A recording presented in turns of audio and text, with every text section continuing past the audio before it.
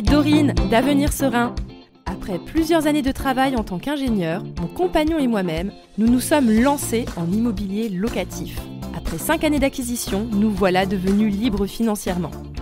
Désormais, nous accompagnons des personnes qui souhaitent se lancer en immobilier. Dans ce podcast, je vous partage des stratégies, des bonnes pratiques, des retours d'expérience pour vous aider à atteindre vos objectifs. Alors, ouvrez grand vos oreilles et préparez-vous à devenir un investisseur serein avec l'épisode du jour. Aujourd'hui, nous allons parler de pourquoi c'est essentiel en investissement immobilier d'avoir une vision claire. Quand je parle de vision claire, ce n'est pas uniquement une vision claire de ce qu'on veut acheter comme type de bien. La vision claire, pour moi, c'est la vision qu'on a de sa propre vie. Et pourquoi est-ce que c'est important de savoir où est-ce qu'on veut tendre, vers quoi est-ce qu'on veut aller, pour pouvoir ensuite adapter ses objectifs immobiliers pour qu'ils correspondent à la direction que l'on veut prendre. En fait, ça peut vous paraître un petit peu perché, peut-être, de commencer par là, mais pour moi, c'est vraiment la base parce que ça va avoir des conséquences très importantes sur vos choix futurs concernant votre investissement immobilier. Donc, tout d'abord, la vision claire, quand j'entends vision claire, c'est vraiment de savoir, dans 10 ans, où est-ce qu'on se voit, qu'est-ce qu'on fait, quelles sont les personnes qu'on côtoie, qu'est-ce qu'on possède, qu'est-ce qu'on fait de son temps, qu'est-ce qu'on fait comme activité. C'est vraiment de savoir notre objectif sur le long terme. Ok ?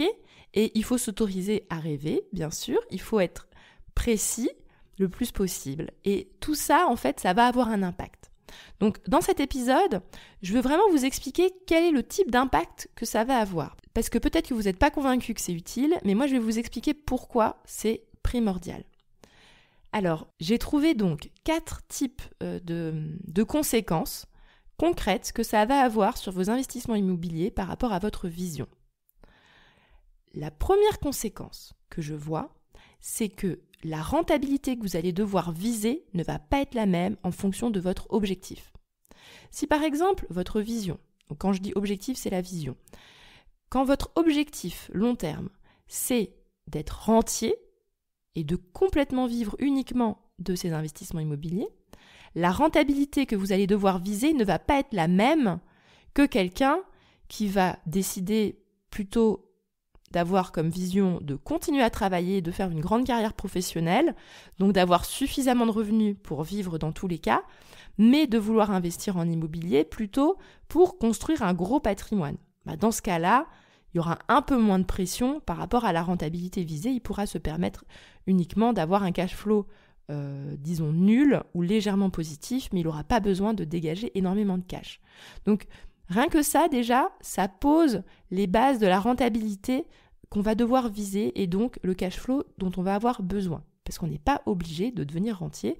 Il y a tout plein de possibilités intermédiaires et en fonction de ça, en fonction de son objectif, on ne va pas viser la même chose.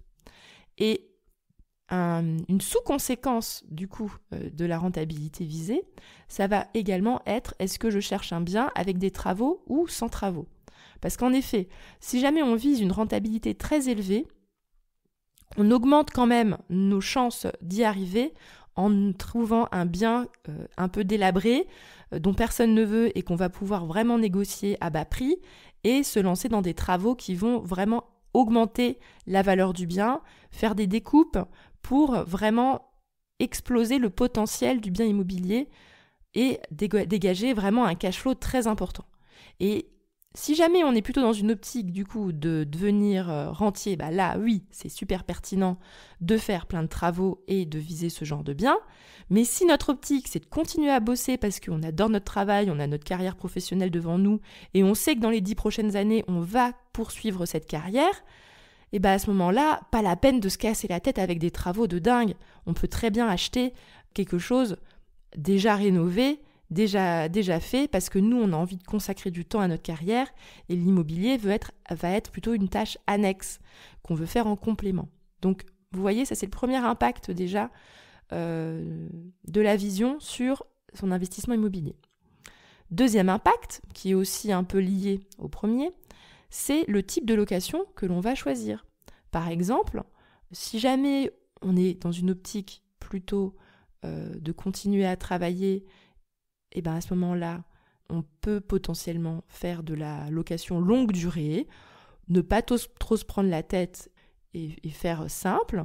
Si par contre, on est ric-rac, on n'a pas beaucoup d'économies, mais qu'on vise quand même d'être entier, là, il faudra peut-être envisager plutôt de la moyenne durée ou de la courte durée, parce que c'est ça qui va booster le cash flow et du coup, ça va nous permettre d'approcher notre objectif. Donc, déjà là aussi, vous allez réfléchir parce que le type de location du coup que vous allez trouver, si jamais vous êtes dans une optique de devenir rentier, il faudra trouver plutôt un endroit pertinent pour pouvoir faire potentiellement de la moyenne durée ou de la courte durée, par exemple soit des étudiants, des colocations ou éventuellement la courte durée en mode tourisme ou Airbnb et équivalent. Le troisième point, c'est aussi de se poser la question, est-ce que finalement, je peux m'ouvrir à des biens qui ont déjà des locataires en place ? Parce qu'il y en a beaucoup, des immeubles à vendre ou même des appartements à vendre avec un locataire déjà dedans. C'est un avantage comme un inconvénient, c'est les deux. Quand il y a des locataires à l'intérieur, du coup pour les travaux c'est quand même pénible parce qu'on va devoir découper les travaux en fonction de où c'est loué, où c'est pas loué. Donc on commence là où c'est pas loué, on attend qu'ils sortent ou on négocie pour qu'ils sortent. Et voilà, donc en fonction de ce que vous allez rechercher, finalement, est-ce qu'un bien déjà loué, ça rentre dans mon spectre de recherche ou est-ce qu'il faut que je l'écarte ? Donc voilà, ça aussi c'est un impact direct qui provient de la vision que l'on a. Et le dernier impact, le quatrième, qui pour moi est vraiment le plus important, moi j'aime bien garder le meilleur pour la fin, c'est la fiscalité. En effet, en fonction de sa vision, le schéma fiscal que l'on va choisir va être complètement différent.